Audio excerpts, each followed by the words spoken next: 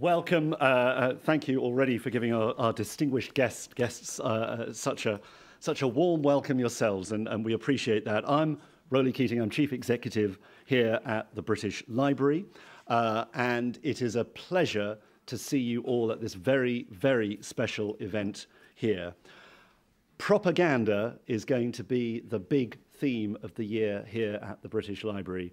Come May the 17th, we'll be opening one of our most substantial exhibitions, Propaganda, Power and Persuasion, which we think is the first time a major national institution has tackled this idea in the round, drawing extensively on our own collections. We're going to be exploring state propaganda in all its forms, in war and peace, across the centuries, from ancient origins, particular focus on the 20th century, and also looking at where we are now and flashing ahead into the future. And this will be surrounded, we hope, by one of the biggest public programs of events and discussions and debates we've ever had. And nothing could be more appropriate or wonderful than that we kick off this great summer of reflection and debate than to have our guest tonight, probably the best person we could possibly have to stimulate discussion and debate. It's great to have him in London. Last night he was up the road, I think, at the Friends House, delivering the Edward W. Said London lecture, tackling, in that case, the Middle East. Tonight, Noam Chomsky, as I think needing very little introduction, he's been at MIT for over 50 years, is, of course, perhaps the most influential figure in modern linguistics, one of the greats of analytic philosophy. Also, though, of course, the very model of the engaged public intellectuals, someone who brings their wisdom, spirit, intellectual curiosity and passion to bear on the great issues of our time, most famously, most trenchantly perhaps, for his consistent critique of American foreign policy, state capitalism, and news media. And I think that may be part of our focus for discussion tonight. Noam has written over 100 books, but one that resonates to this day, and I think will for a very, very long time indeed, is Manufacturing Consent from 1988, which established, yes, the propaganda model or analysis of news media.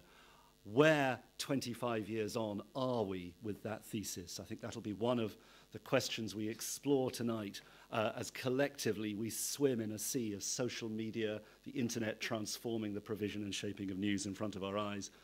Here at the library, we try to collect the news. We collect newspapers, we collect online materials, we try and create a record of how news documents and shapes our world. And I can think of no one better to challenge us professionally and intellectually as to how we do that than Noam, and I'm looking forward greatly to hearing what he has to say.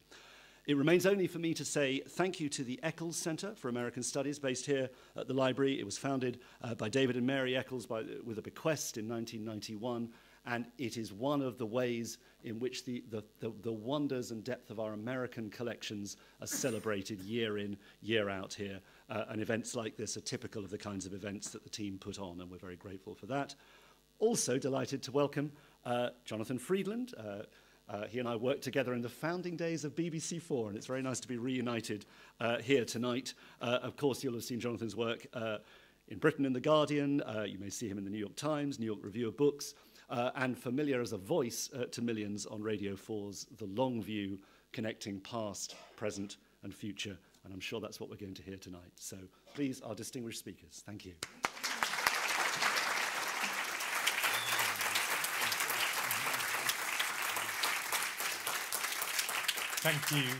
Thank you very much, Rowley, for that warm introduction.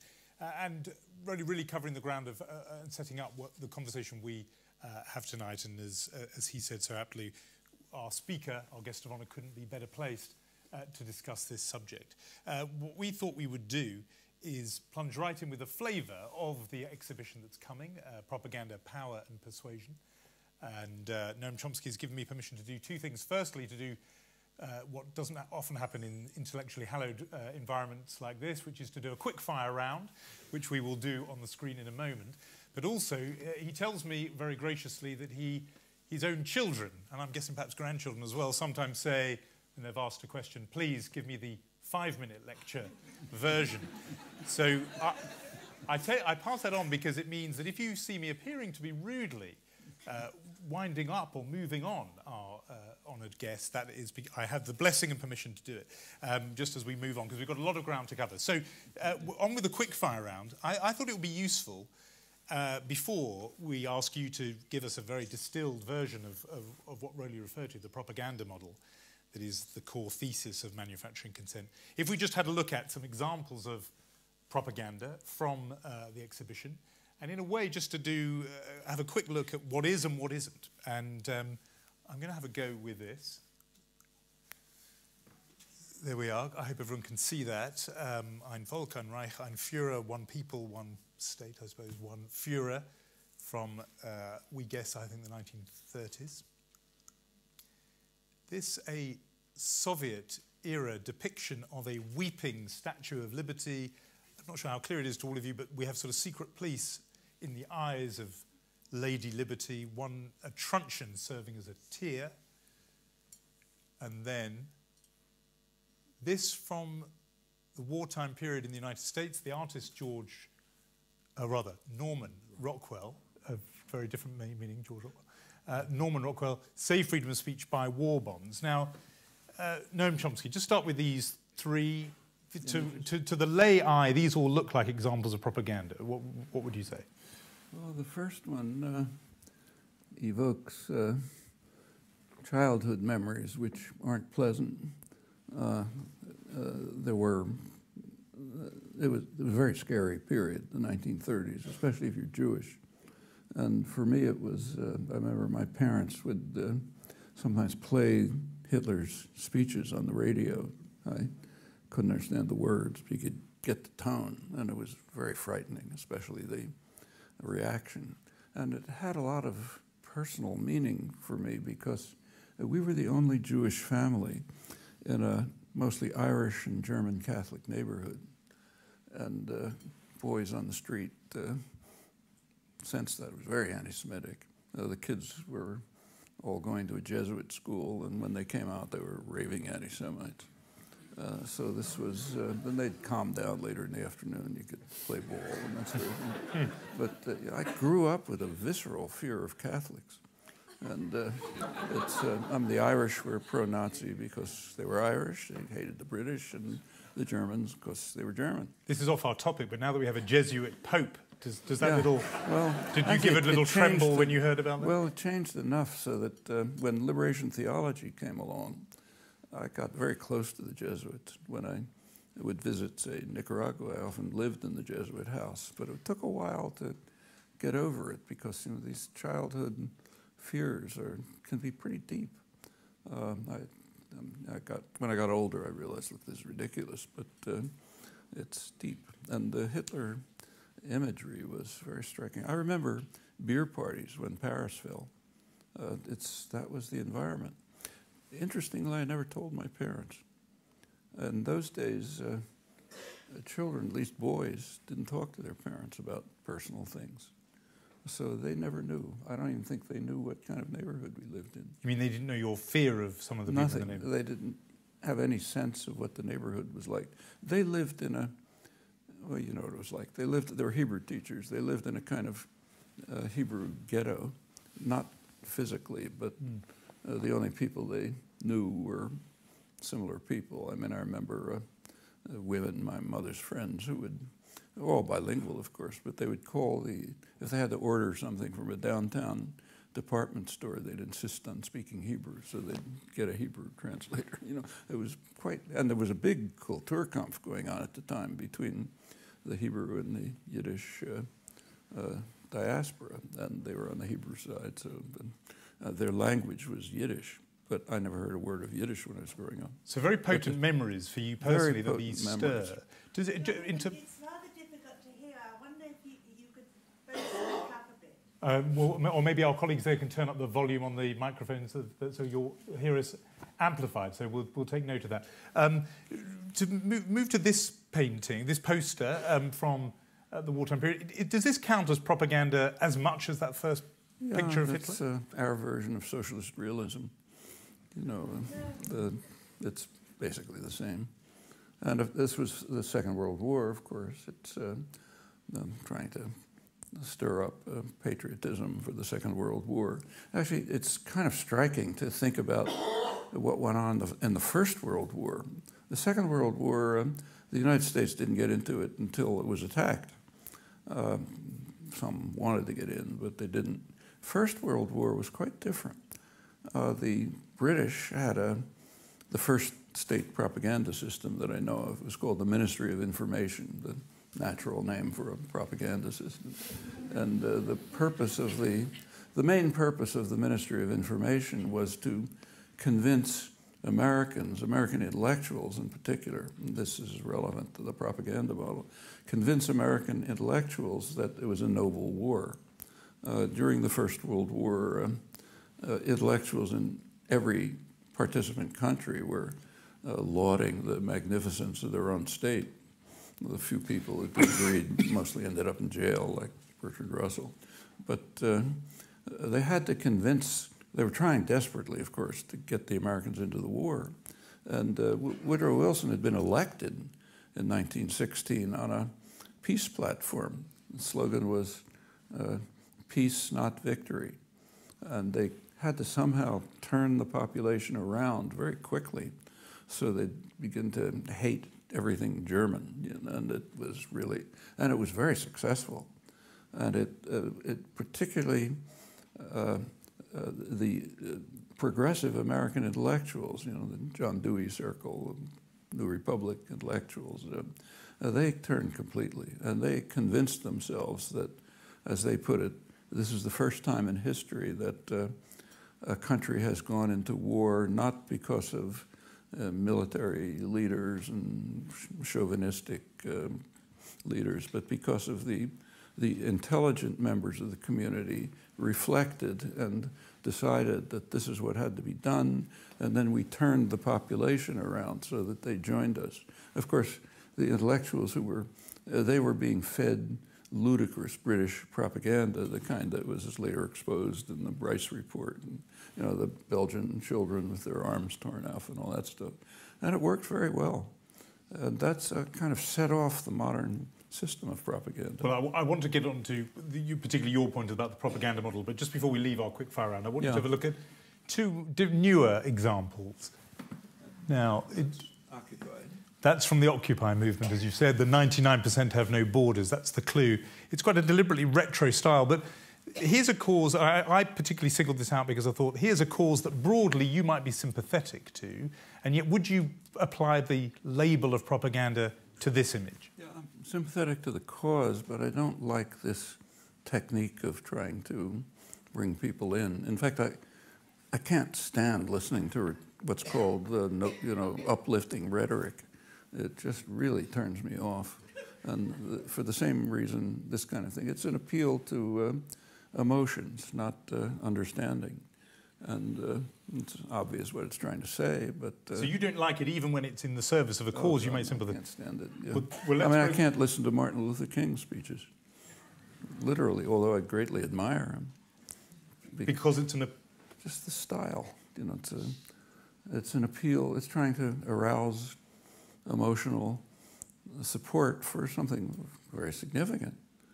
I mean, I don't criticize it. It obviously meant something. Well, if you didn't like Martin Luther King, what about this man? Oh, well, that's extreme. You can see the effect it had on the funeral. Yes. It was just worship. In fact, about the only thing like it outside of Kim Il-sung, maybe, was Ronald Reagan's death. Oh. It was treated like a king had died. In fact, you can read publications of the Hoover Institution, you know, at Stanford University, serious research outfit, describing Reagan as how do they put it, a colossal figure whose spirit hovers over us like a warm and friendly ghost. That's actually, George Washington was treated the same way. When the colonies had to create some sort of sense of national identity. I mean, the term United States was plural until the Civil War. There's a lot of states, you know. And They tried to create a national identity. You needed a heroic figure. So in the early 19th century, there was a George Washington cult that was stirred. It's where you get these cherry tree stories and all that business. It was all concocted to try to show that he was practically not human. He was a noble gentleman. Some of it's very funny. For example, if you go to the Capitol building today, there's a statue of George around 1830, I think, of Washington in the style of a Greek god. You know, he's Zeus, and there was criticism of it. But the criticism was because he was wearing a toga and his shoulder was showing. But other than that, that's fine. He was God, you know, perfect Roman, perfect. And this would fit that category of myth making. It's the same kind of thing, and it leaves you cold, regardless of the cause. That was by way of preamble, really, and it's been very instructive already, this notion of myth-making. But a lot of people in this room will have read Manufacturing Consent. I'm guessing quite a few will have read it several times and committed it to memory. But for those who haven't, and I'm quoting now your children, if you can give us the distilled version, the 5-minute lecture on what the propaganda model is, and you wrote the book originally in 1988, and then I want to sort of push you on how that stands now. Well, actually, I should say that most of the work on the propaganda model itself was due to my colleague, Edward Herman. He's a professor of finance. In fact, professionally, he was a specialist in corporate power and corporate control, wrote the standard work on it. And I mean, I agreed with it, but I can't take credit for it. It was mostly his initiative. And I didn't totally agree for reasons I'll tell you. But what it is a discussion of the institutional structure of the media. It's looking at the U.S. media, so not state media, but corporate media. And asks an obvious question. If you look at the institutional structure and you ask what content you would expect to flow from it, what would you predict? And briefly, without going into the details, the media are huge corporations, parts of larger conglomerates. They sell, like other businesses, they sell a product to a market. The market is other businesses, advertisers. The product is people. So they sell people to advertisers. So television, for example, makes no profit if you turn on the tube, but they get it from the advertisers. And the newspapers mostly lose money when you subscribe. They do better from the advertising. So the first part of it is it's major corporations selling people to other corporations. And then there are other factors, like it's very easy to show that the corporate system is very tightly linked to government. People flow in and out. And then the government itself produces just plain state propaganda, and that enters. And other factors like that. Now we ask, well, what would you expect to happen? What you'd expect to see overwhelmingly is a choice of issues and framing of issues which reflects the interests and concerns of the state corporate nexus. That's what you'd predict. And then the rest of the book is running through examples. It's been a little misunderstood. It's a lot of journalists regard it as a criticism of journalists. It's exactly the opposite. In fact, about a third of the book, the latter third, I suspect nobody ever read it, is a defense of journalists against attacks from liberals, from Freedom House. You know, the Freedom House wrote a vicious attack, couple volumes of attacks on American journalists for stabbing the United States in the back in Vietnam and losing the Vietnam War and so on. And it's two volumes, one commentary and the other the documentary background for it. And I'm kind of a masochist, so I actually read the documents. I'm probably the only person who ever read them. When you read the documents, you find that the commentary is totally falsified. And in fact, what it shows is that the journalists did an honest, courageous job. What they saw, they described accurately, and the criticisms are mostly fabricated. But they did it within the framework of an interpretation which is super chauvinistic.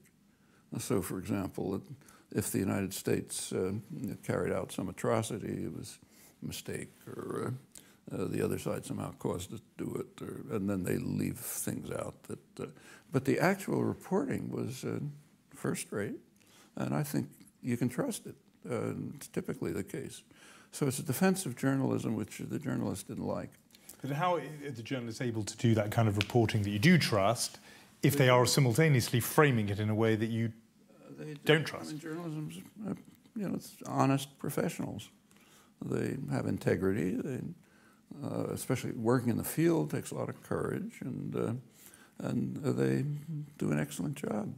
But within a narrow structure, like there are certain topics that just won't report. Not out of their, it might be editorial pressure. And when they do report it, the framework is essentially a patriotic framework.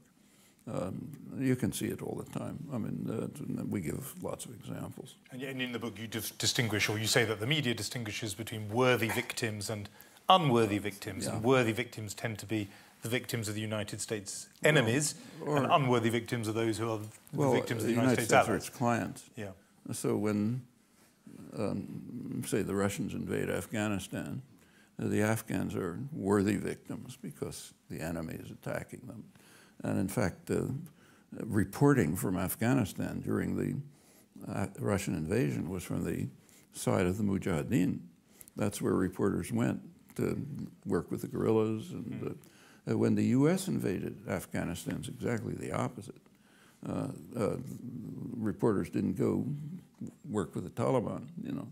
They reported from the point of view of the American army. So in which case, I'm interested in how sincere your expression of admiration for journalists is. Pardon? I want to push you on how sincere your admiration that you expressed before for journalists.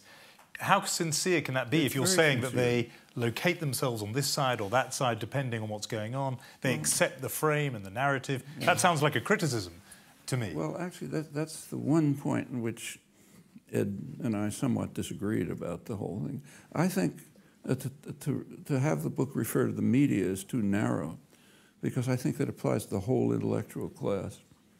That's the way intellectuals are, overwhelmingly, all through history. Intellectuals overwhelmingly are servants of power. Now, intellectuals write history, so when you read what they write, they look very noble and adversarial and so on. But when you look at what actually happened, all the criticisms we make of the media apply to them, and that's significant because none of the institutional factors hold in that case. The institutional factors that we looked at have to do with the corporate structure, you know, the advertisers who purchase it, but that's not true. And that doesn't apply to the academy? That doesn't apply to a college professor. There are other pressures, but not those. But the outcome is pretty much the same. This is, again, slightly off the topic, but if that is the case, what made you so different? In other words, if even intellectuals are subsumed into this. There's always a fringe of dissidents. Any society you look at, there's a fringe of dissidents. They're treated badly, usually. This goes back to the earliest recorded history. So classical Greece. Who drank the hemlock? It was the guy who was corrupting the youth by worshiping false gods, you know. And it wasn't the guys who followed orders. Or take a look at the same time, the other ancient records we have are the biblical records. In the biblical records, there are people who we would call intellectuals. They weren't. In the English translations, it's called prophets. That's a bad translation of a very obscure Hebrew word which nobody understands.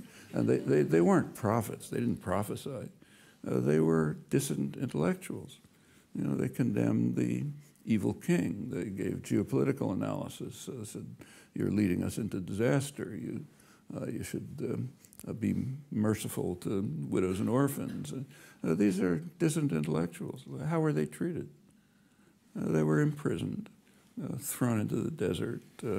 One of them, Elijah, was called a hater of Israel, Ocher Yisrael, by the epitome of evil in the Bible, King Ahab.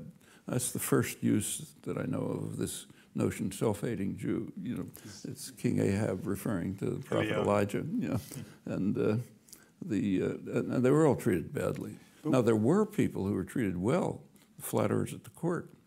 A couple of centuries later, they were condemned as false prophets. And that's very typical.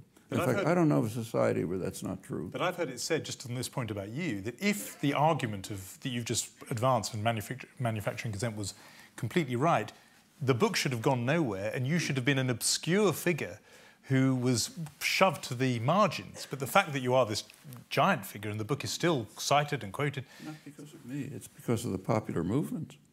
When I started giving talks about the Vietnam War in early 1960s, I was giving talks in somebody's living room or a church with 4 people, the minister, the organizer, a guy who wanted to kill me, and a drunk who walked off the streets. And that went on for quite a while. Finally, a popular movement developed, and when popular movements develop, people who have some degree of privilege can float above them. Actually, the same was true of Martin Luther King. I'm sure he would have been the first to say, if it hadn't been for young students sitting in lunch counters and riding freedom buses and getting beaten to a pulp by state troopers and everything that grew from that, nobody would have heard him either. Let's just, I said to you that we were going to just challenge a few things about it. The book was written in 1988. Since then, we've had this explosion of other media, social media, the internet, obviously, and access is now available to many who would at least consider themselves, and I want to hear if you think they would be right, but they would consider themselves outside the corporate media. They have their own voices, separate to that exchange and need for advertising, etc. And in fact, just to illustrate the point, I tweeted earlier today that I was going to have this conversation with you and elicited this question from a Chris Wood here in Britain who said, can we still talk about dominance or hegemony in a world where there are so many competing sources of information and propaganda, the internet and blogs and Twitter, etc.? Does this change in the last 25 years render any part of your thesis out of date? It's not a great change. Like when I was growing up in the 1930s, there were all sorts of radical newspapers, I mean, every imaginable kind. In fact, as a kid, I'd go down to the Philadelphia Public Library, or analog to this, not the same, obviously, and spend Saturday afternoon reading radical periodicals. Every imaginable kind. And I got, you know what they were like. But they were other interpretations. Now, sources of information is not exactly correct because the internet access makes that easier. Like I don't have to go downtown to the library. I can punch something on my computer. But it's not that different. And they are not really sources of information. The information is still coming from journalists in the field. But is that right? Because I'm thinking of some of in the Arab awakenings, in Egypt and other places, people were reporting as eyewitnesses immediately in real time. It wasn't going through the filter of any journalist. Well, that's how we found out about it. But if you take a look, the internet was used and social media were used for organizing in Tahrir Square. But take a look at what happened when Mubarak tried to stop it by closing down the internet. It turned out it accelerated it because people just contact one another in other ways. But that's face to face. But that is a profound change, isn't it? Because there you're saying that the authoritarian who in the past could have shut down the 6 state newspapers, he couldn't shut down that. If they had, then people would have reacted the same way, by face-to-face communication. You've got lots of ways of communicating. And that's just what they did in Tahrir Square. In fact, it didn't even hinder the demonstrations. So you don't feel that it's in any way made a change in sort of a change, but not in kind. I mean, in degree. It's much less of a change than, say, from the creation of libraries. I mean, that was a much bigger change. That gave people access to huge amounts of material that before that they couldn't have. In comparison, the internet is a small change, and which is fine. I use it all the time. I'm not criticizing it. But it's a little different from libraries, crucially different. In the case of libraries, you could be pretty confident that what you would read in the library more or less serious. It had some value, otherwise it wouldn't have been preserved and stayed there. When you look at the internet, an awful lot of it is just total garbage. And if you approach it without any framework of understanding, which is what happens quite often, it can just be a source of deception. That's how a lot of contemporary cults develop. And you don't, I know you told me before that you consider yourself a technophobe. You don't use social media yourself. I don't use social media at all. I don't like them for other reasons. It seems to me they create, I can see with my grandchildren, you know, they create very superficial appearances of relationships. You know, like a kid, thinking of a case, will write on Facebook, you know, I'm having an exam this afternoon, and immediately 100 so-called friends will write back, who she never heard from, saying, gee, I hope you do well. And the kid thinks she has 100 friends. It's nothing, you know. It's just replacing real friends by virtual friends. For somebody who doesn't use social media, I think you've got quite a good grasp of the teenage thing going on there.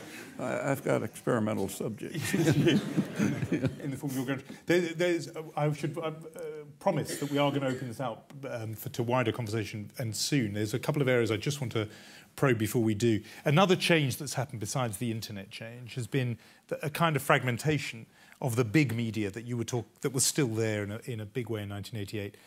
Decline of the big city newspapers would be one phenomenon, but for example, cable television. So there is now Fox News on the right and an MSNBC News on the left. That feels like a proliferation, a range of views, or for you, are they just two heads of the same corporate beast? I think if you look over the last, say, my lifetime, my conscious lifetime, last 70 years, say, there's been a narrowing of media, sharp narrowing, in England too. Remember that as late as the 1960s, the British tabloids, which, you know, are beyond junk, were serious newspapers, mainly labor newspapers, and pretty serious ones. The New York Post, which is a tabloid, that was the left-wing newspaper. Now it's beyond idiocy. The Daily Herald, I think it was the best-selling newspaper in England until the early 60s. It was a social democratic labor newspaper. It also had a lot of loyalty, reader loyalty. People read it. It was serious. It couldn't survive capital concentration in advertising. And in fact, if you look back from the 19th century till today, there's been a sharp narrowing of media. In the 19th century, there was a huge proliferation of media. Labor press, ethnic press, all kinds of things. But all these things are now there, aren't they, on the internet? But all these things are there now, aren't they, on the internet as blogs for every possible political strand? Then they were serious newspapers that people participated in. And it wasn't just anything that comes to mind, I'll write it down. They were committed, and they're very interesting. In fact, there's a very good book, which maybe some of you have read, on the reading habits of the British working class. Jonathan Rose, big 800-page book, and it's fascinating. He points out, he concludes that working people in England had a richer cultural life than the aristocrats because they were really reading serious work. The same in the United States. You take a look at the labor press in the late 19th century. The press was written by Irish artisans from going to the mills, what they called factory girls, young women from the farms who were essentially being driven into the mills as the early Industrial Revolution. And it's very interesting, very insightful, very for them, there was no Marx, no European socialism, never heard about that. They were just writing from their own experience of the degrading character of the industrial system, which was destroying their culture, their independence, their freedom. In fact, one of the interesting things which is relevant, one of the things they denounced was what they called, this is 1850, the new spirit of the age. Gain wealth, forgetting all but self. Did you ever hear that? That was the new spirit of the age in 1850, and they were bitterly condemning it. And there's been 150 years of intense propaganda to get this sociopathic concept into people's heads. They were resisting it, much less now. And even in my childhood, there was still a wide proliferation of newspapers. I mean, in Philadelphia, where I lived, there were in those days there was a morning paper and an evening paper, and then you got the New York papers, and it was quite a range. Well, that's certainly countercultural, that view that the media have narrowed rather than widened. Let me just get your quick responses on three things, and then we're going to open it up. The first one is something going on in Britain at the moment. Part of the thesis of manufacturing consent is that there is this convergence between the politics and the corporate interest. Right now, more or less as you landed here, there is this proposal from the government, in fact from all the political parties, to have a form of regulation that will be underpinned or backed by law, so the state. And on the other hand, the people opposing it are the big corporate newspaper groups. And there's this divergence of interest. And each one says they're doing the right thing, and the corporate business voice says we're speaking for freedom of expression. Given that you lump the two together, you fuse them together in the argument, where do you stand with this argument? Who's right in this argument? Well, you know, I haven't read the report yet, so I really can't comment. In fact, I don't even think it's published. Hold you back in this environment. Yeah. But so I can't comment on it if it's even published. But divergences between the corporate sector and the state are extremely interesting, and they do happen on major issues. And they're very revealing, and the way intellectuals and the media deal with them is revealing. So take, for example, the U.S. crusade against Cuba. It's been going on for 50 years in virtually total isolation. The United States has practically been kicked out of the Western Hemisphere because of it, because there's so much opposition. When it comes up in the United Nations, the votes are, 180 to 2, United States and Israel. If you take a look at, it's very vicious. It includes a lot of terrorism, serious terrorism, strangulation of the economy, and it goes back to Kennedy, who was kind of insane about it. And it's persisted. And there's two interesting things about this. Public opinion on this has been studied for about 40 years. The public is overwhelmingly in favor of normalization. Okay, it's normal for public opinion to be disregarded. That's what we call democracy. But what's interesting in this case is that the corporate sector is opposed. Big sectors of it. Agribusiness, energy, pharmaceuticals. I mean, these are the guys who usually set policy, and they're opposed to it. But the state interest in punishing disobedience overwhelms the pressure from the corporate sector. I think that tells us something about international affairs. And it says something about because some people, if they crudely summarize your politics, would say you imagine the politicians are merely the tools of corporate interests. And here's an example where they are sovereign. They're making a decision against corporate interests. Sometimes transcendent state interests. It's not so much Congress, it's the executive. And they see themselves mostly as responsible for the overall health of the corporate system, not the parochial interests of particular corporations. And for them, it's a crucial necessity, and this runs right through the Cold War and much earlier, to treat the world kind of like the mafia. In fact, I think that's the major principle of international affairs. You don't read it in journals, but I think international affairs can very well be, a lot of it can be understood on the mafia model. The Godfather does not brook disobedience. If some small grocer doesn't pay protection money, which the Godfather wouldn't even notice, they don't accept that. And they don't send the goons in to get the money. They get the goons in to beat them to a pulp. So others will understand that disobedience is not tolerated. And what would be an example of that in international affairs? Cuba. If you take a look at the actual, it's a very free country, the United States. We have rich, documentary record. Nobody looks at it, so it doesn't matter much. But if you look at it, it's very revealing. So the primary concern about Cuba under Kennedy was what they called successful defiance of U.S. policy going back to the Monroe Doctrine in 1823. No Russians, just the principle that the hemisphere has to be obedient to us. And these guys are not only defying it, but they're getting away with it. You've just mentioned there that you said you've conceded, if you like, the United States, very free country. You've talked before elsewhere about the so-called freedom of expression in the United States. There's a lot of debate going on about the United States being in decline and its place, losing its place, perhaps to China. Well, I mean, how do you, maybe don't get into the question of whether the US is going to be overtaken, but more narrowly, how the United States' freedom of expression and propaganda compares to other countries? Is the propaganda less coercive in the United States than it is, say, in China? Is there freer expression? Much more sophisticated. Go on. In fact, some of these images illustrate it. U.S. commercial propaganda, which grew out of the wartime experience of this great success and what they called manufacturing consent. That's not our term. We took it from an intellectual, Walter Lippmann, leading public intellectual. It was very successful.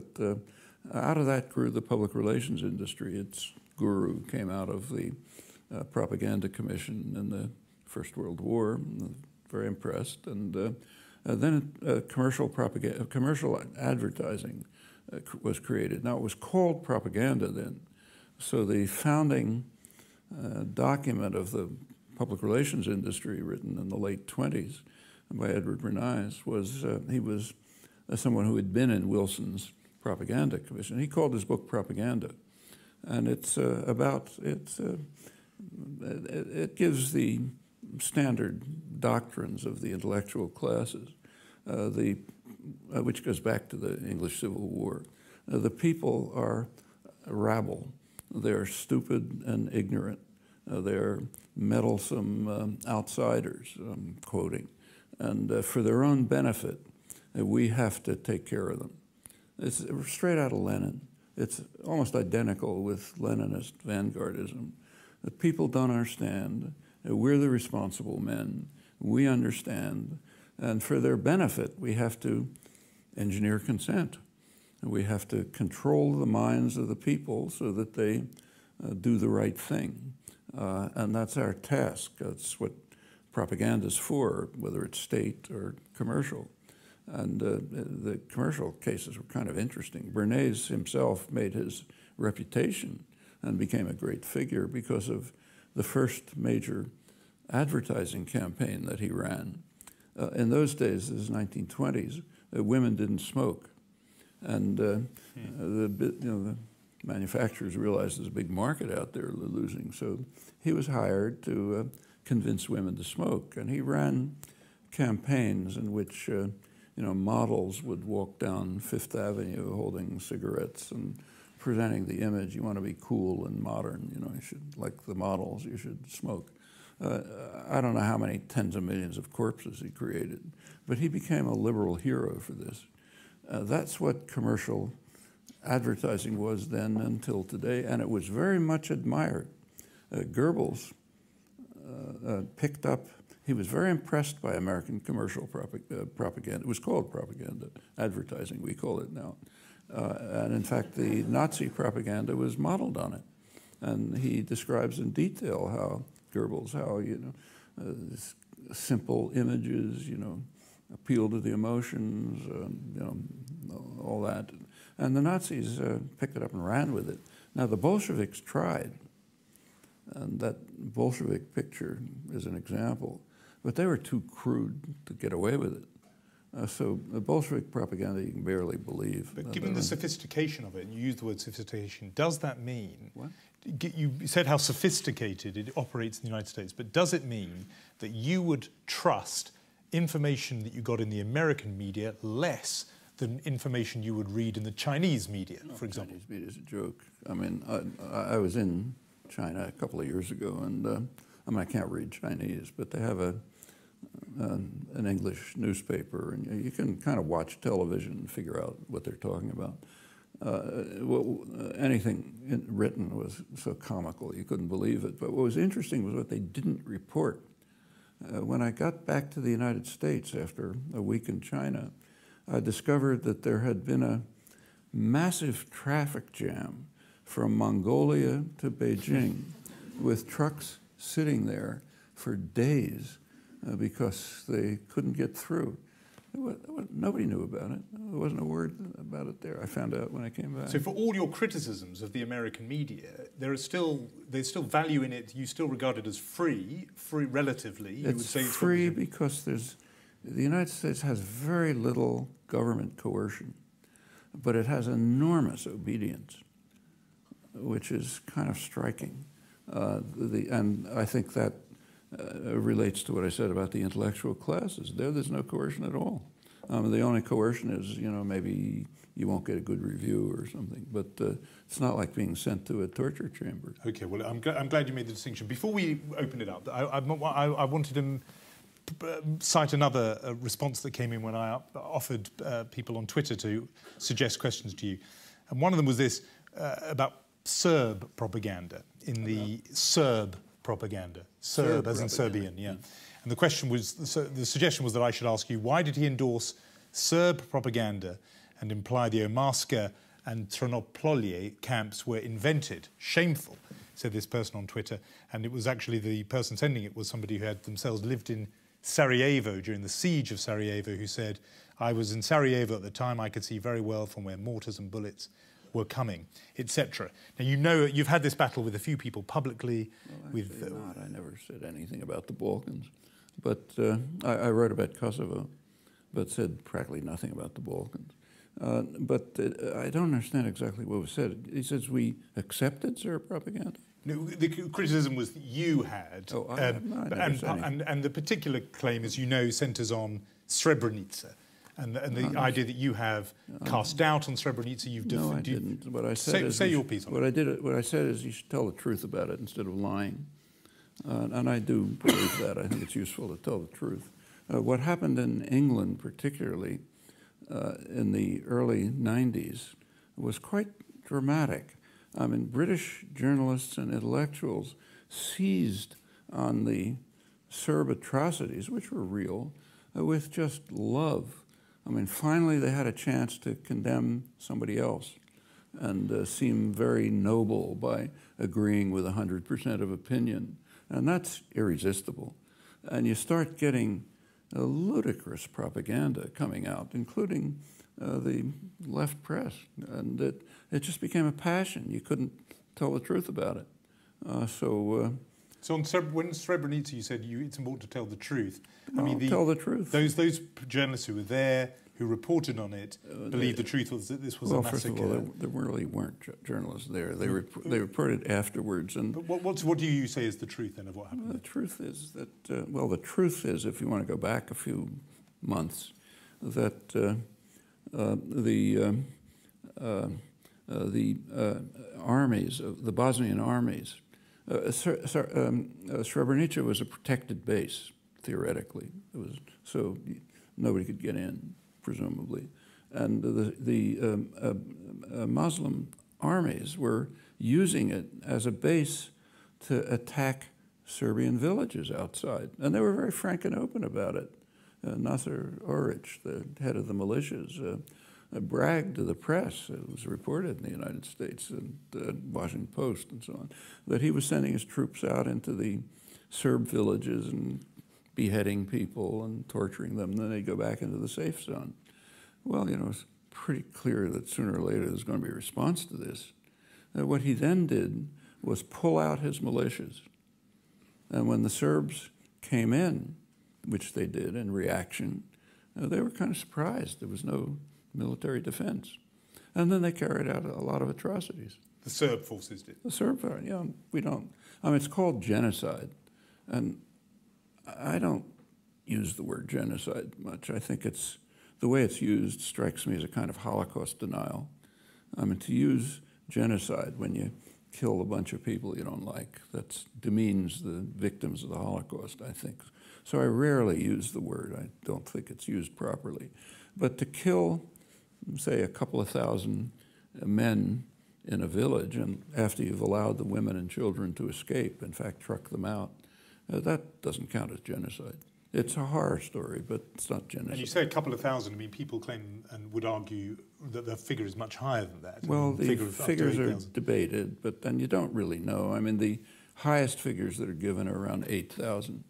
But it's not from, there's been an intensive effort to, when enemies carry out an atrocity, there's huge effort that goes into finding every piece of a bone and the DNA analysis and try to get the biggest number you can.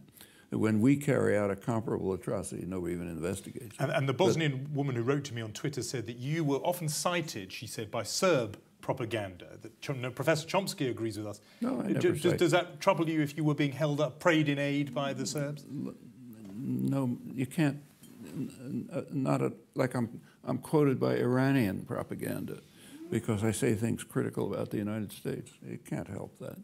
I can't help what they do, but I think we're to tell the truth about it. And the truth is, it was an atrocity, but nothing like what is claimed in, say, the British press. Bad atrocity. And this is also true of the camps. That's an interesting story. And there were a couple of detention and concentration camps. The first one that was investigated was a Guardian reporter, Ed Villami, and some ITN TV people, and they reported on this camp, which they described as a detention camp.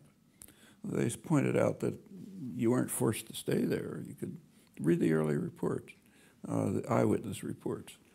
People could get out if you wanted. They were holding them there, but not a concentration camp. Later, the story changed. It became Auschwitz.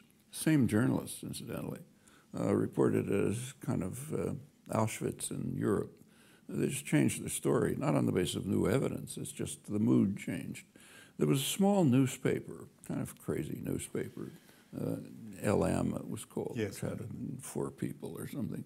They sent a photographer to the camps who took photographs and essentially confirmed the original story.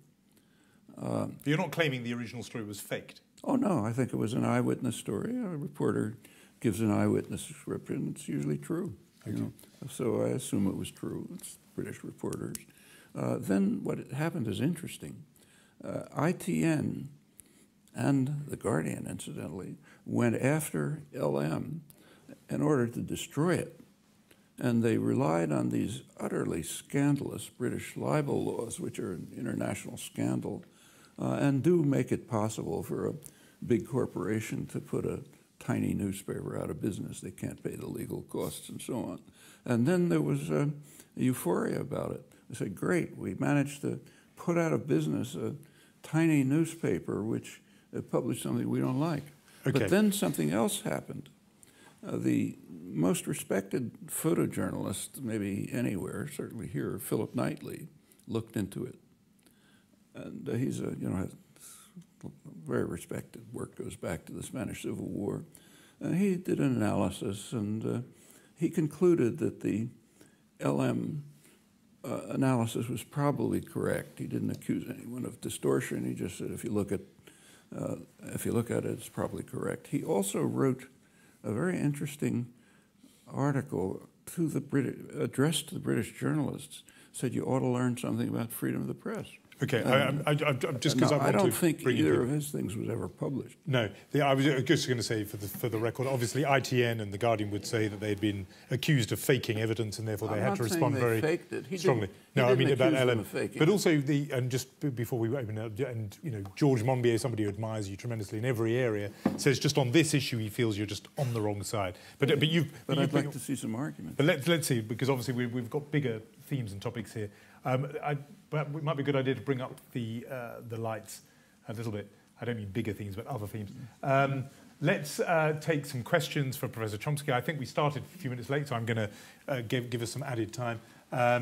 gentleman here had his hand up early. If there's a microphone that can go there in this front row. And are you somebody with a microphone, or you just want to, say, ask something?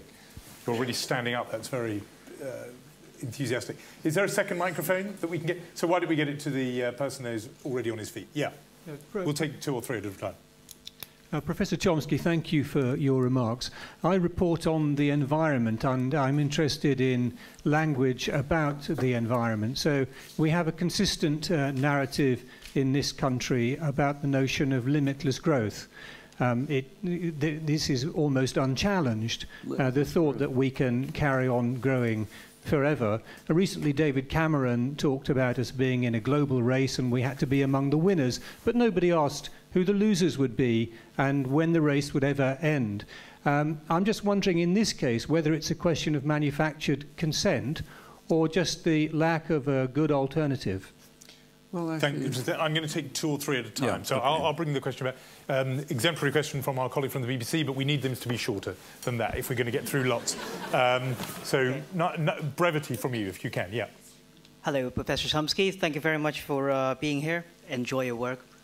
Yeah, we're going to have to give to those sort of things. All right. Well, my question is a little bit more specific about exploitation of the third world. Like, say, I'm not too sure how many people in the room has an iPhone, or like, say, night trainers, which I'm wearing. So my question basically is, shall we just improve the working standard of, like, say, kids who are making our iPhones and shoes in China or in various other countries, for us to basically keep checking our Facebook, all right? Shall we just throw all our iPhones away and, okay.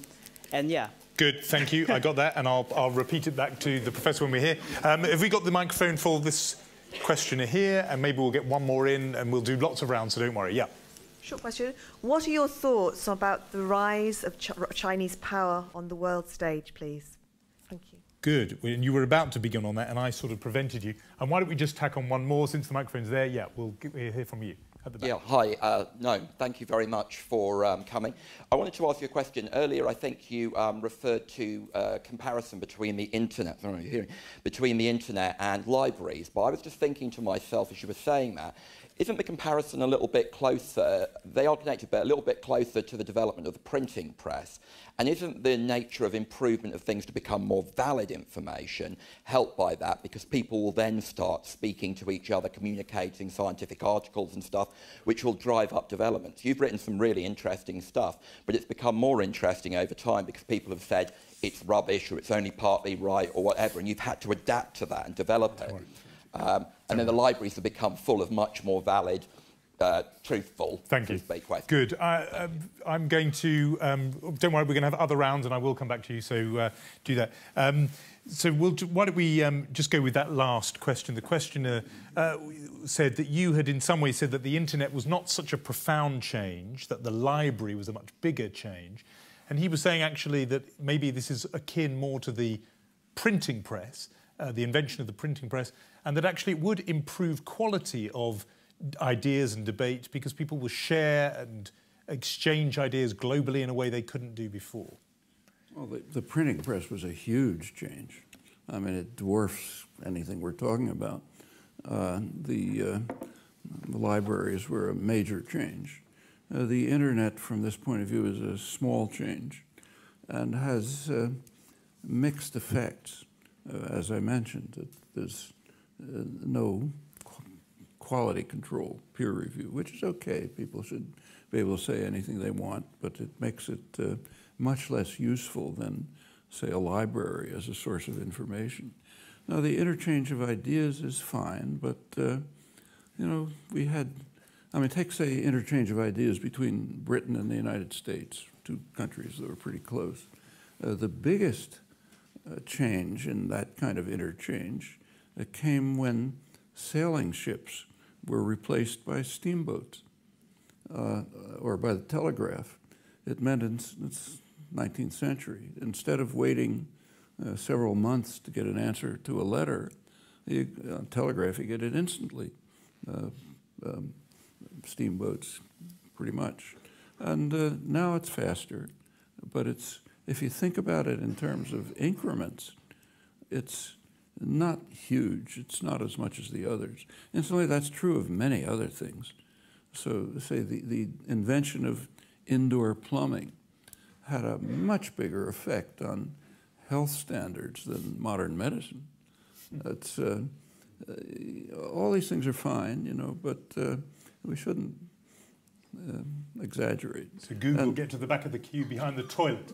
It's basically the argument. But I think that covers the ground that you'd also spoken about earlier. I wanted to push you on the next point, because I cut you off. You were about this China and US decline thesis. Yeah. The questioner asked about the rise of China and what you think about that, and particularly relevant to pop propaganda. It's very common to talk about US decline. In fact, you read the main foreign policy journals, it's one of the main topics. Is America over, America decline? Well, first of all, we should put that in perspective. The peak of American power was in 1945. At that point, the U.S. Totally dominated the world. It had half the world's wealth. It gained a lot during the Second World War. Industrial production quadrupled. Every possible competitor was devastated or destroyed. The security situation was incomparable. It was just enormous power. And American planners understood it, and they laid plans to how to run the world. Go through it. It's quite sophisticated and interesting. Well, that started to decline within 4 years. One of the plans was that the U.S. would control all of Asia. That's why other countries were not permitted to participate in the San Francisco Peace Treaty, the Japan Peace Treaty. And most of the Asian countries refused to participate, except Ceylon, I think, you know, Sri Lanka, British colony at the time, because the U.S. insisted that the only Japanese crimes should be from 1941 on. And they had already fought 10 years of war under Japanese imperialism. Those were the worst crimes. But the whole thing... Specifically on China. Okay, let's talk about China. That was 1949. That was 45. In 1949, a very significant event occurred. It's called the loss of China. China was supposed to be a part of the American empire. And this event, China moved to independence. Actually, the phrase is interesting.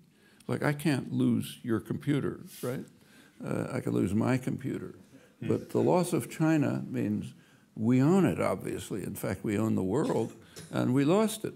And then one of the big issues in American domestic politics ever since then is who's responsible for the loss of China, you know? Nobody even questions that. It's a good example of how good propaganda really works. It presupposes that we own the world, and then you discuss things within that assumption. And it goes on like that, the loss of Indochina, you know, on loss of the Middle East, and so on. So that was the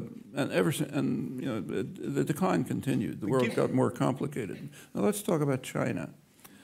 China has it's had a spectacular growth rate. It's a very poor country. You take a look at the Human Development Index, UN. Last time I looked, I think it was 90th. All the Western countries are way up on top. It's got enormous internal problems, ecological problems.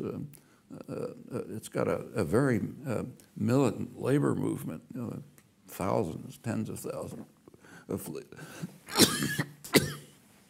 labor actions every year protesting the repression. It's a major exporter, manufacturing exporter. But take a close look. It's mostly an assembly plant. So if you buy an iPad or one of those things, it's assembled in China, and it's called a Chinese export. But the value added in China is very slight. It almost all comes from the surrounding industrial countries in Japan, Taiwan, South Korea, and the West. And slowly China will move up the technology ladder, and in some domains they've actually done it. So you're sounding a skeptical note there about this rise of China. It's real. But you've been a critic all your working life of American imperialism and American domination. If, and I know it's obviously from what you just said a big if, But if China does eventually overtake, would it be better to live in a China-dominated world than it's been to live in a US-dominated world? It's like asking about a Martian-dominated world. It is so remote from reality that there's not much point thinking about it. But you've obviously been a critic of US imperialism, and so I'm just imagining a world without US imperialism. Is that Martian? Does that ever happen? I don't think it's in the cards. I mean, US decline has continued. The world power is much more diverse now than it was in the past. In fact, the biggest part of American decline was quite striking, is what they call the loss of Latin America. I mean, Latin America was supposed to be in the back pocket. That's the backyard. They do whatever we say. Now, Latin America has become remarkably independent. In fact, there was a case a couple of weeks ago, which I didn't see, maybe it was coverage here, I didn't see it. It was, what happened was reported, but not its meaning. There was a study that came out by the Open Society Institute called Globalizing Torture of Rendition, which is a terrible crime. And it studied the countries that participated in the US globalizing torture campaign. Well, it included most of Europe, included England, included Sweden, and so on. It included the Middle East, because that's where people were sent to be tortured by the dictatorships. It included Asia, included Africa. One continent was totally missing. Not a single Latin American country was willing to participate. And this is doubly significant. For one thing, that was always, as I said, the backyard. They did what we said. And furthermore, as long as the US ran it, it was the torture capital of the world. That's just 15 years ago, 10, 15 years ago. Now it pulled totally free. It's interesting the way that's interpreted in the literature. So there's an article coming out in Foreign Affairs, the main establishment journal, by Michael Shifter, one of the leading specialists on Latin America. He describes how up till 20 years ago, everything was going wonderfully in Latin America. Countries were modernizing. They accepted the Washington Consensus. In fact, they were getting ruined, but forget about that. In fact, they were revolting against it. So everything was going great. They were moving towards democracy and markets and under the benign influence of the United States. And then something bad happened.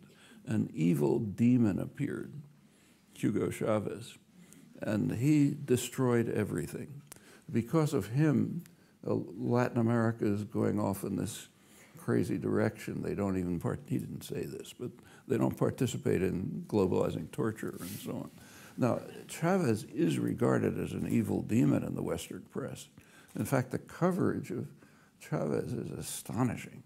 It's, there's plenty to criticize, not criticized it, but he is, the treatment of his is like, I don't know what, Hitler or something like that. It's to the extent that the ceremony at the funeral, if you read the American press, it says what a terrible guy he is. The funeral, Ahmadinejad showed up and all these bad guys. You're the one who compared him to Reagan, which is, I don't know whether he's ever going to recover from that. No, but I want to get your question answered to that question. What actually happened is that every country in the Western Hemisphere, except the US and Canada, sent the president. Most of them declared days of mourning.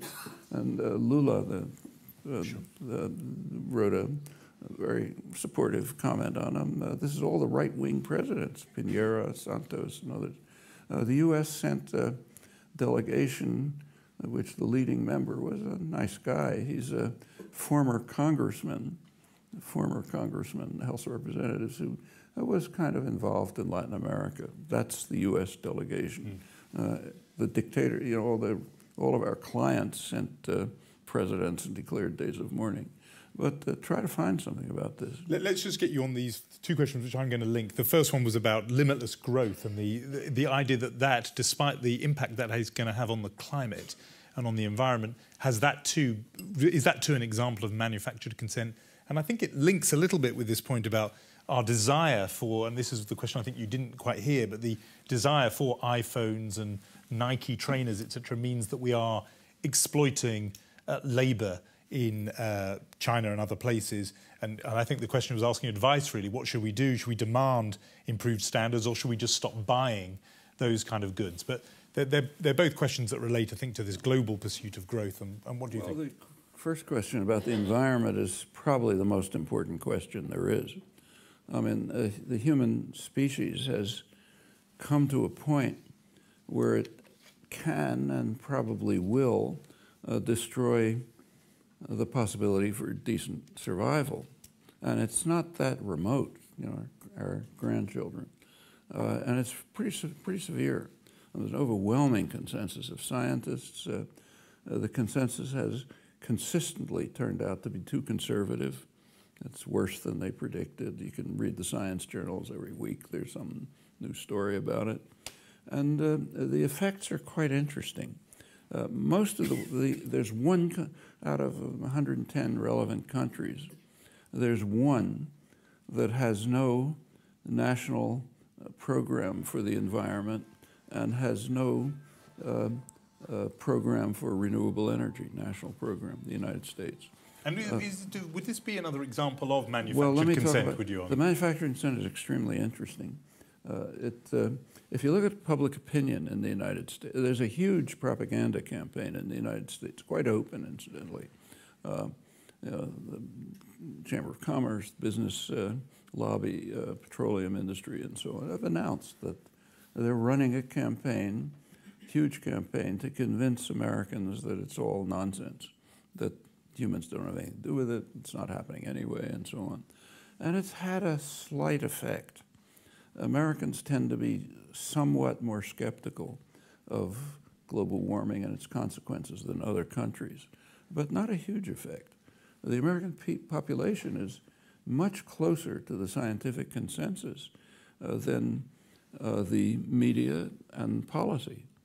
And that's quite interesting. And it's led to, there's a new campaign that's just underway by an organization called ALEC, the American Legislative Exchange Council.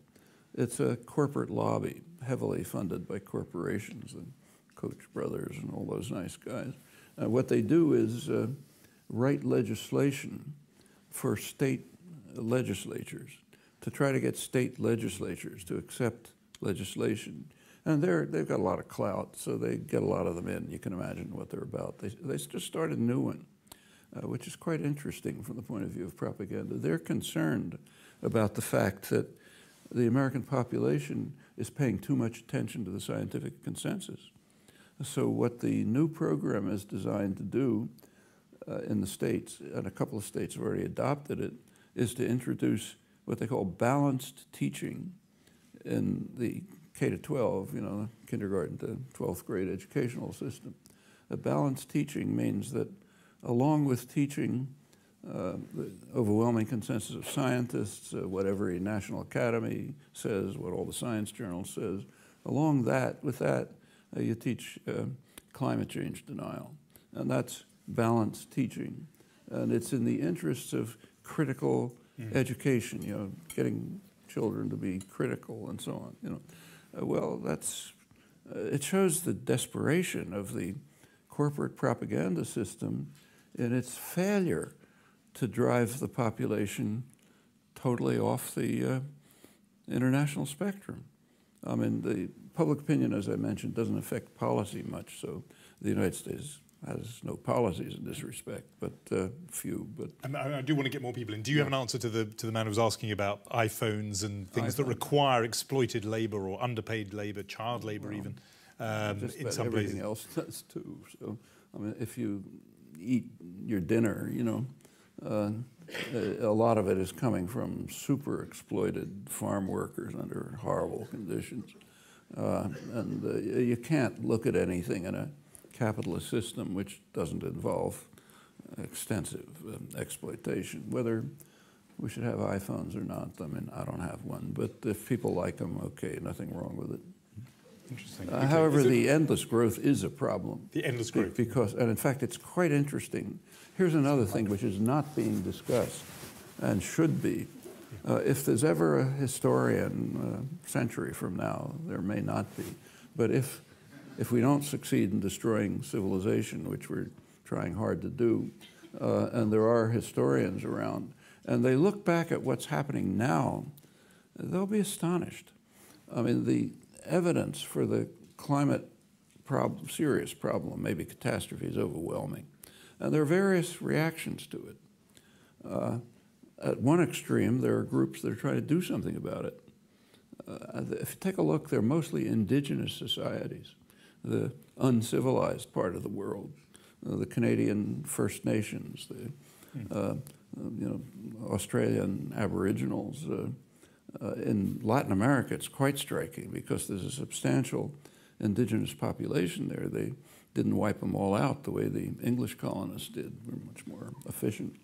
But so there's a pretty big indigenous population, and the countries that have a strong indigenous population, they're way in the lead in doing something about it.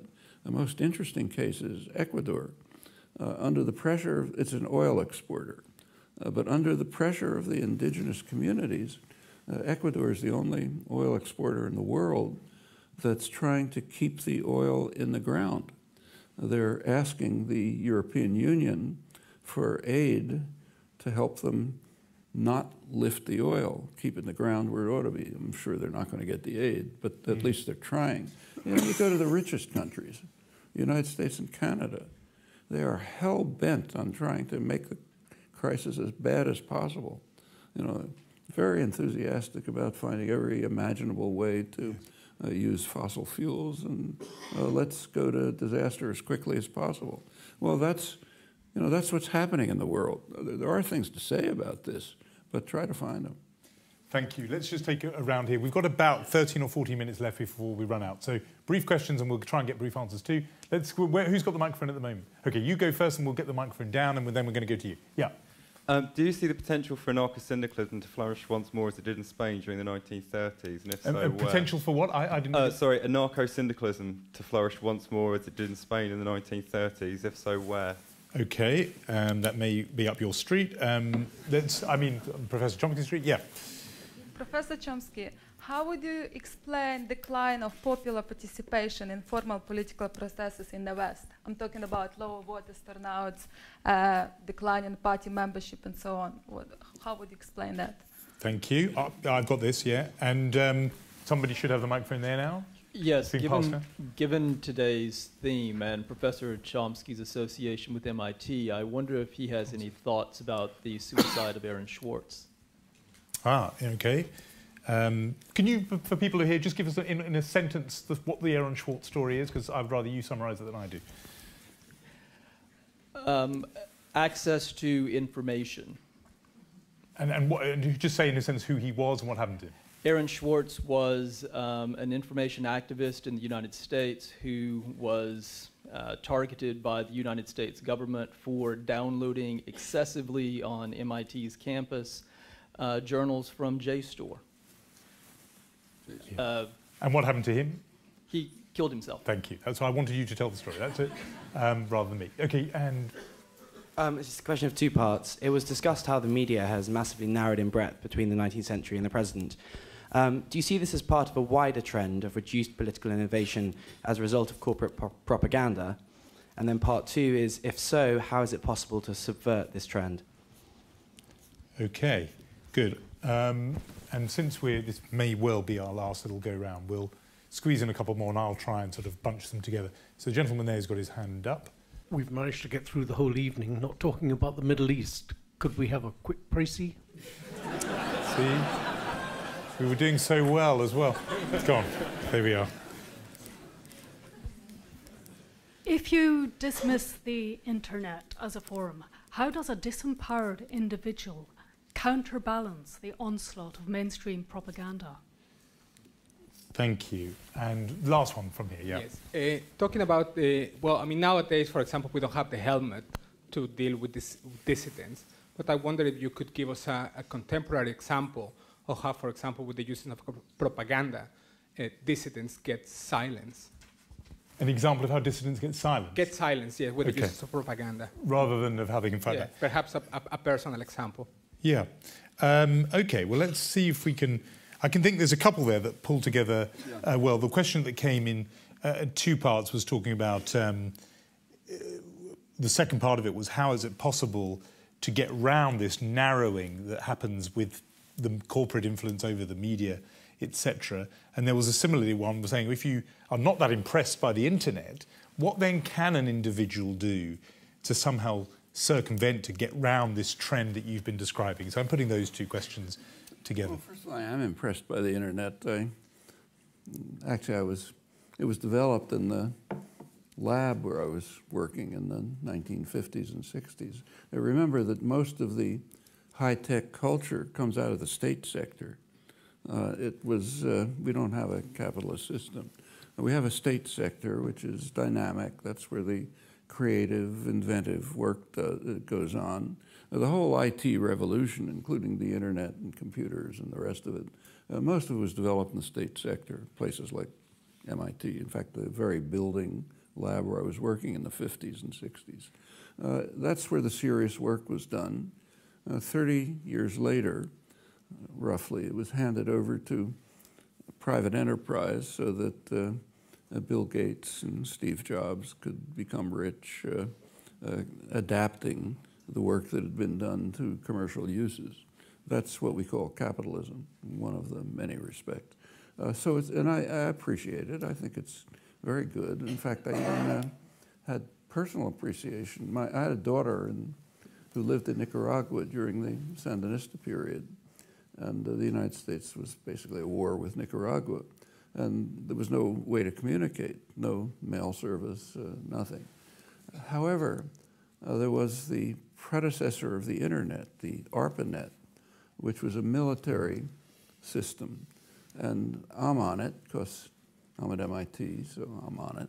And she managed to get on it. So thanks to the Pentagon, we were able to communicate during the U.S. war against Nicaragua.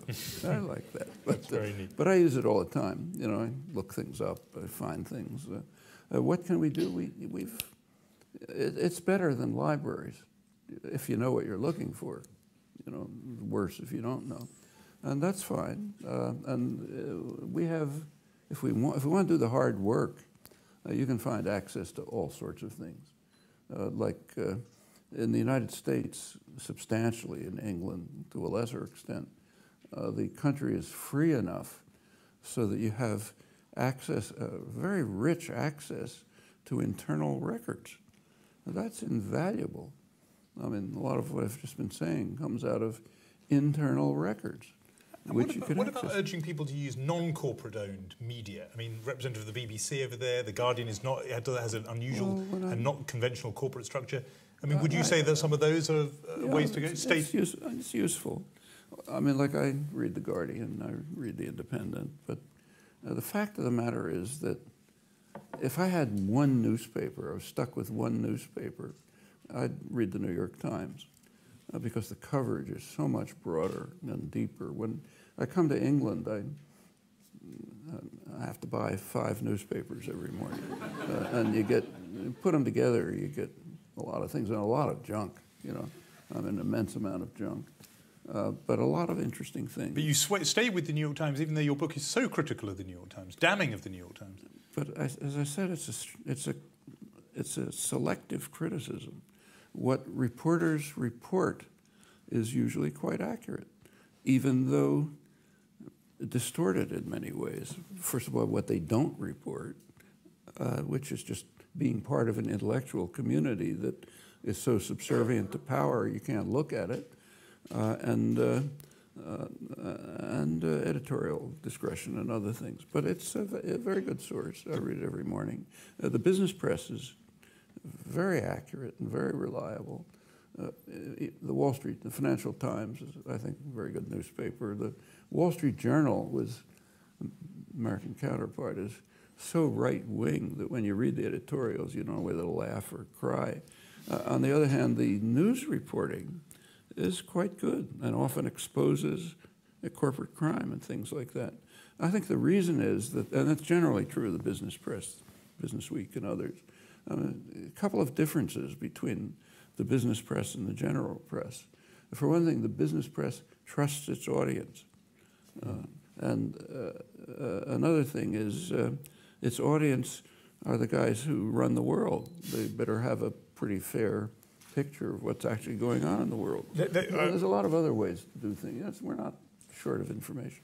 So we're going to try and have to do this as short as we can because we've got so little time. But there was a question there about what's your take to explain decline in party membership and in voter turnout in democratic countries around the world. There is a marked trend in that direction. What's your explanation? It's a very striking trend, and incidentally, if you, I think it's a reflection of the fact that democracy is collapsing, so people don't bother participating. So take the United States, where it's been closely studied. I don't know if it's studied that much here, but one of the main topics in professional political science is studying attitudes. And you can do it very well in the United States. There's extensive polls, you know. A lot of them are pretty accurate and well constructed. So you find out a lot about attitudes. You can then look at policy, because that's right in front of your eyes. And you can compare attitudes and policy. Furthermore, a lot of the polls are stratified. So you learn, you know, what the rich want and what the poor want. And when you put all this material together, I won't go through the details, it turns out in effect that about 70% of the population is almost totally disenfranchised. It doesn't matter what they think. The political class pays no attention to them. So no wonder they're not taking part. So why bother going to the voting booth? And as you move up the income scale, you get more and more influence. The top essentially get everything you want. And you can see it in the big issues right at this moment. So if you take a look at American domestic politics, the big issue is the deficit. You know, the sequesters, you know, practically closing down the government. We got to do something about the deficit. Who cares about the deficit? Not the population. The population doesn't think the deficit is a big issue. They think the big issue is lack of jobs. Not the business press. The business press thinks the deficit isn't a big problem. That we should stimulate the economy, which you do with a bigger deficit. So it should be bigger, not smaller. The people who don't like the deficit are the wealthy and the banks, the financial institutions. I mean, over the past 40 years, the financial institutions are mostly a drain on the economy, I think. They have become so powerful that they very largely dominate what goes on in the political system. And if you look at, there just came a study by two good political scientists looking at comparing wealth with attitude toward the deficit, and a very close correlation. The richer you are, the more you care about the deficit. The financial institutions care about it, so therefore that's the issue. It doesn't matter what the public wants. And for reasons like this, and you can see it in polls. So when people are asked in polls in the United States, does Congress represent the population? The figures run single digits, maybe 10%. So people have no faith in it. It doesn't have anything to do with us. In fact, one very dramatic illustration, which nobody ever talks about, but you should think about, is attitude toward taxes. In the United States, on April 15th, you pay your taxes. In a functioning democratic society, that would be a day of celebration. We're getting together to fund the projects that we decided on. In the United States, it's a day of mourning. An alien force is descending on us to steal our money. It has nothing to do with us. In fact, attitude towards taxes is a pretty good index of the extent to which a democracy is functioning. And you can look at it and see yourself. So I think it's reasonable and natural for people to stop participating. I'm going to put together two other questions. There was somebody asked, can you give an example of a sort of dissenter who is pushed aside by the system? And the example of Aaron Swartz in your own university in MIT. Just perhaps, it doesn't have to be a long answer on this one because we've got two more things I want to get in. But okay. Do you have a response on that? On Aaron, well, it's not. And on dissent. I mean, the number of dissenters who are pushed aside is almost universal, and don't want to. Either they're in jail or if it's Latin America, they get their heads blown off. But in the United States, in the United States, they're marginalized. in various ways. The United States is a free country. You can't do in the United States what was done to LM in England. It's not that repressive a society. And there's more protection for freedom of speech. But they're essentially, they can't get jobs, they're marginalized, vilified, all sorts of things. Not much punishment, frankly, but it's real.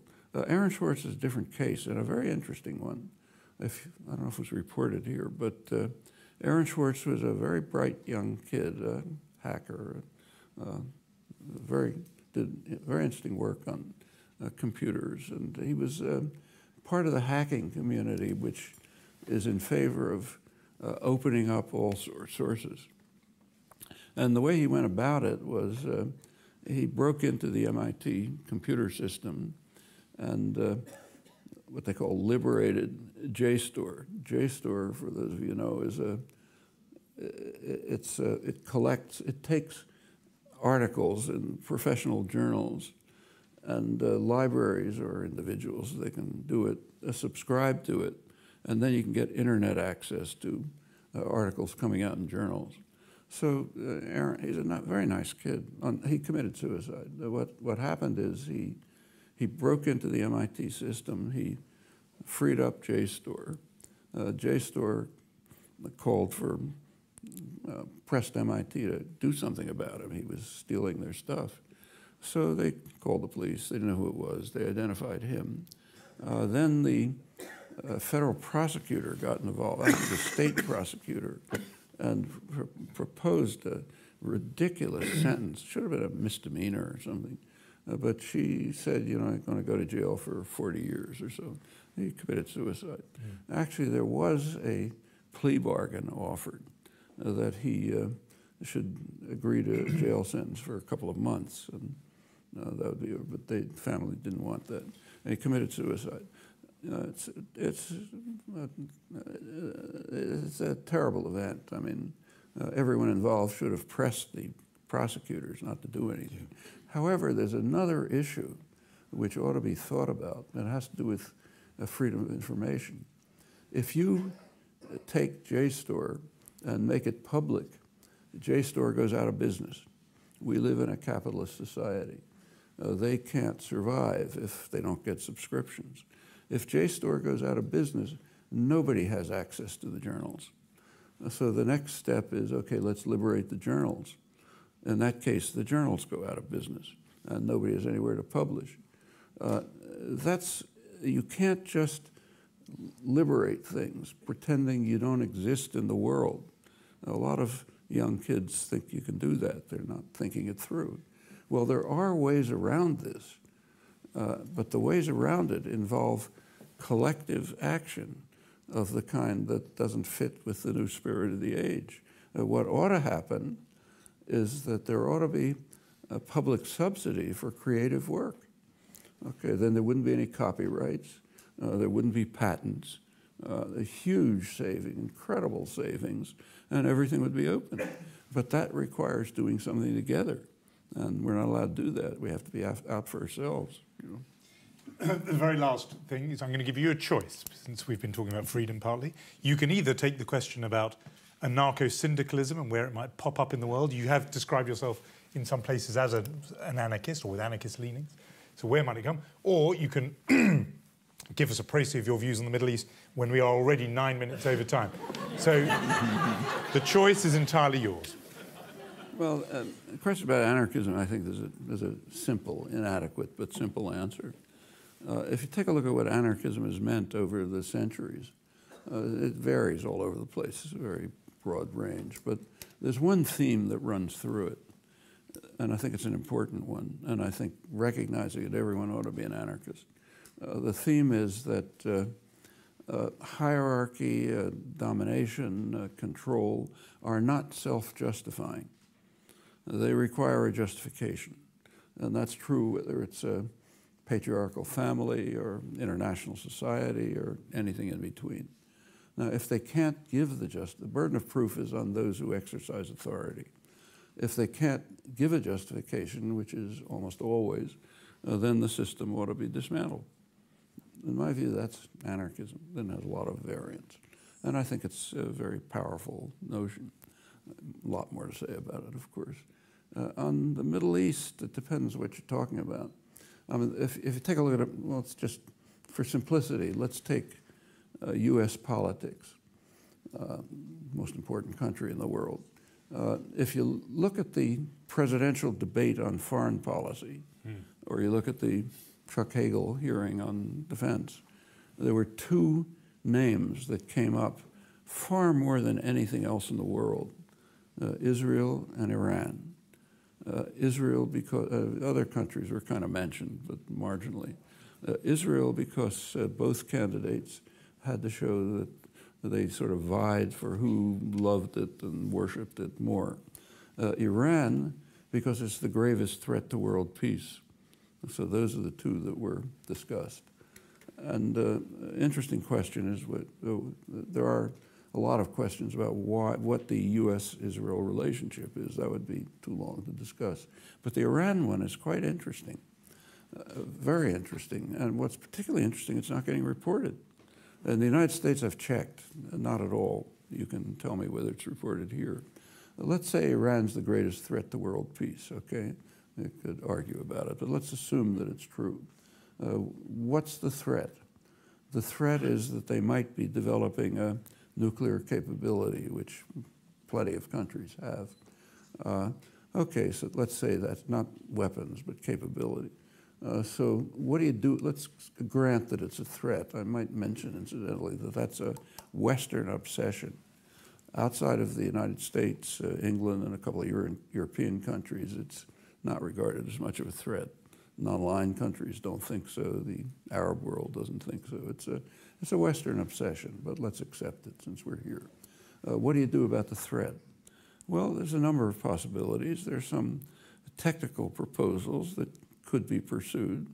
One of them, in fact, was implemented until it was blocked by the West.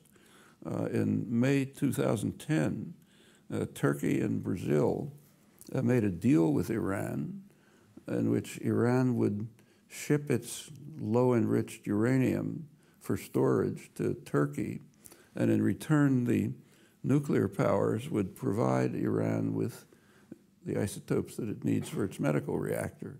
Okay, that would end the alleged threat. What happened when they reached the deal? As soon as they made the deal and ended the gravest threat to world peace, the Obama administration and the media, trailing behind as always, bitterly condemned Turkey and Brazil for breaking ranks. And Obama went off to the UN and tried to get harsher sanctions.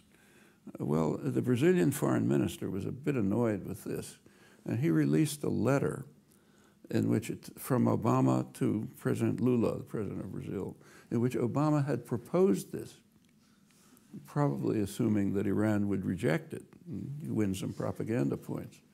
Then Iran accepted it, so you kill it.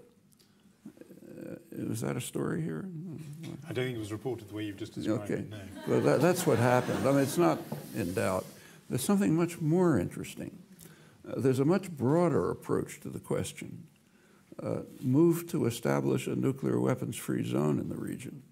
There's overwhelming international support for that. The non-aligned movement, the Arab states, Egypt's been pressing it hard for 20 years.